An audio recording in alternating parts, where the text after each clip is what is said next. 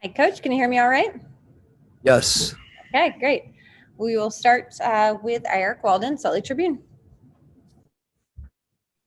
Hey Quinn, so you kind of alluded to this with your comments this morning, and then JC kind of reinforced it. He said we asked him kind of what your main message had been over the last few days, and he said that you were driving home the need to just for us to be us, for you guys to keep doing a lot of the same things you've been doing. I guess what are kind of the core tenets that you want to make sure that you guys stick to over the course of this series?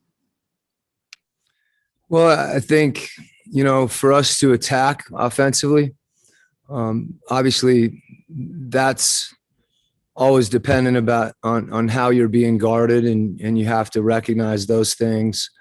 But, for us to push the ball up the court, to play with the pass, to take our shots, to attack the rim, to make quick decisions, and then on the defensive end, Rudy's unique, and, we've tried to figure out ways all year, how to best allow him to impact the game. The Clippers make that really difficult. You've got Kawhi, who's, probably the best mid-range player, whether it be on the post or off the dribble. And then you see him face up and isolate and shoot threes.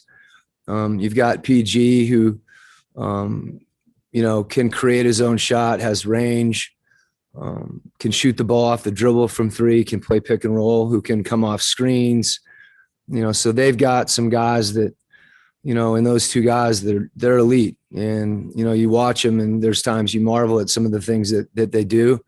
But I think that the big thing is that they're both really unselfish players, and that's what makes them so difficult to defend, because of the shooting that they put around them. So there's a little bit of pick your poison, and trying to impact those two guys, and make it hard on them.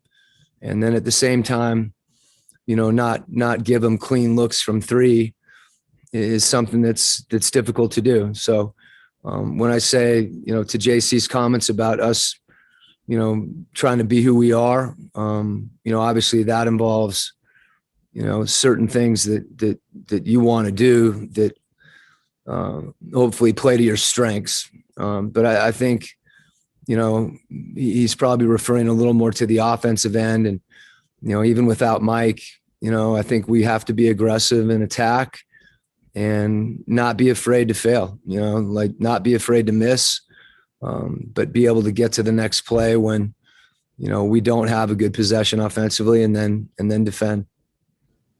Sarah Todd, Deseret News. Quinn, I know that Mike is not playing tonight, but I wanted to ask a little bit about him sort of away from this game anyways. His career arc is not really normal at this point. I mean, having a guy play for 12 years and then sort of traded away as really the old guy to make room for the new young guys. And then now he's having very arguably the best season of his career and playing at the highest level that he ever has. First time All-Star, it all. Is any of that surprising to you? And what do you attribute that to?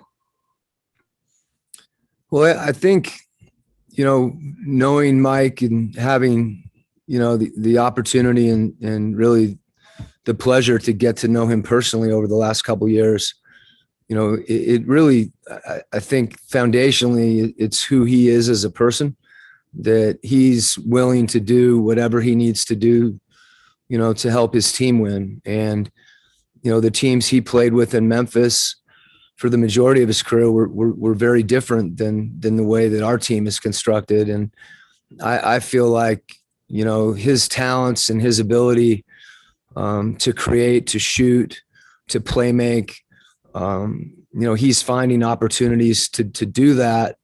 And, when he has those opportunities, he's just so efficient. So, I just, it's who he is. He's a special, unique person and a unique player, and that he's been able to adapt to different teammates, a different system. I think he would tell you too, that was a little bit of a process, and that's hard for a guy who, is in the latter stages of his career. There's a lot more gas in the tank.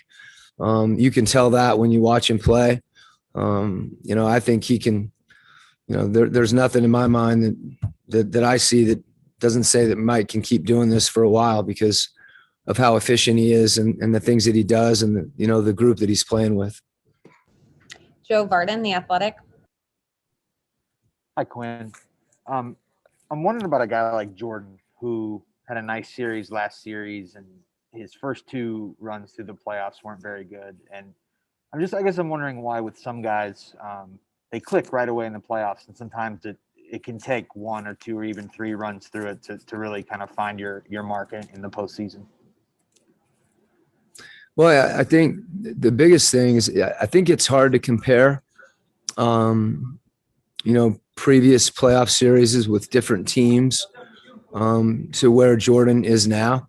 I think if you just look at his play during the course of the year, obviously there's he's been able to score. He's really taken pride on the defensive end. I think he's adjusted how he scores, where he's more aggressive from three without sacrificing his ability to create. And really, in some sense, it's a matter of opportunity and a matter of time and comfort level. And, I think he knows how much I believe in him. I know he knows how much his teammates believe in him. So he's playing with a lot of confidence, and he knows we need him. So, last series was a good example. He had a couple tough shooting nights, but he knows we need him to keep shooting. And so even though he gets mad or frustrated that the ball's not going in, he hasn't let that, impact his mindset to continue to attack. Andy Larson, Salt Lake Tribune. When in that last game against the Clippers in the regular season, they got a lot of offensive rebounds down the stretch, even with the small lineup. How do you weigh going after that on the defensive glass versus then, obviously you guys rely on the transition on the offensive end too, kind of weighing those kind of things?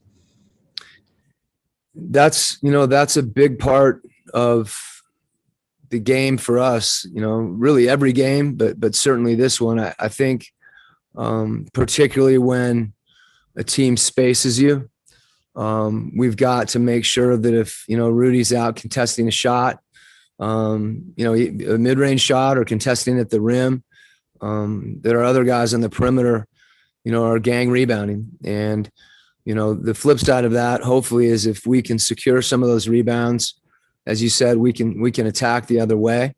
We're not going to necessarily, I don't think our guys would be offended if they knew I said this, but we're not going to be all the time rebounding the ball above the rim.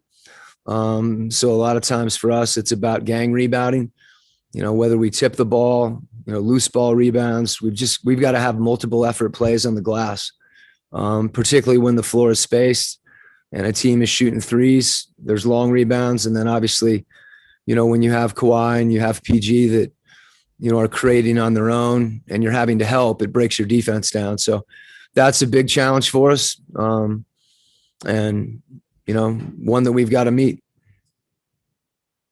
All right. And last question will be Maria with Tab Deportes. Hi, Coach. I hope you're well. You were just mentioning the word challenges. So what do you think is the biggest challenge when guarding this Clippers team? And what do you think the key will be to limiting them?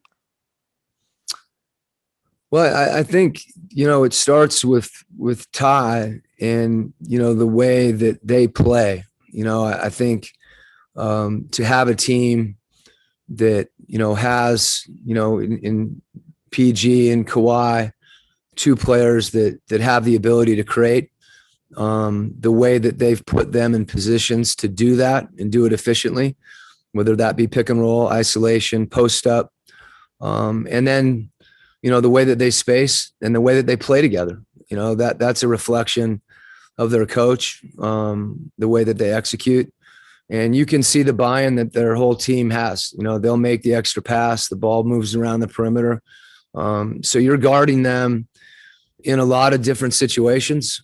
And I think as much as anything, your ability to concentrate and execute, for an entire possession. Because if you have a breakdown, they make you pay for it. And, then on the offensive end, their length, their ability to take up space, we've got to be able to make really good decisions and make quick decisions because they're so good, at recovering in closeout situations. That's all the questions. Thanks so much, Coach. We'll see you after the game.